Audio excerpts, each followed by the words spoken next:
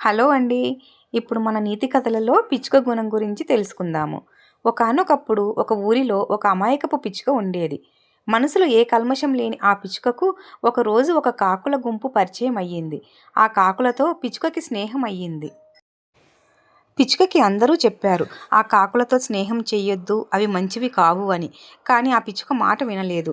ఒకరోజు కాకుల గుంపు ఎటో వెళ్తూ పిచ్చుకను కూడా తోడు రమ్మన్నాయి. అమాయకపు పిచ్చుక ఎక్కడికి, ఎందుకు అని అడగకుండా ఆ కాకులను గుడ్డిగా నమ్మి వాటితో వెళ్ళింది. కాకులు ఒక పొలానికి వెళ్ళి అక్కడ మొక్కలన్నిటిని ధ్వంసం చేయసాగాయి.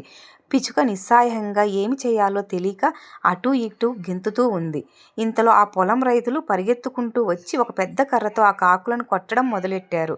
కాకుల గుంపుకు ఇది అలవాటే. అవి తుర్రున ఎగిరిపోయాయి. పిచ్చుక రైతులకు దొరికిపోయింది.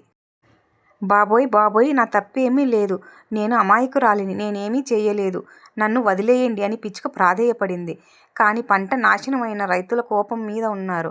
పిచ్చుక మాట నమ్మలేదు కదా, దానివైపు అసహ్యంగా చూసి మరో 2 దెబ్బలు వేశారు. ఇతరులు మన మిత్రులను చూసి మన గుణం ఏమిటో నిర్ధారించుకుంటారు. అందుకే మనం మంచిగా ఉన్నా మన స్నేహితులు చెడ్డవారైతే మనల్ని కూడా చెడ్డవాళ్ళమని అనుకుంటారు.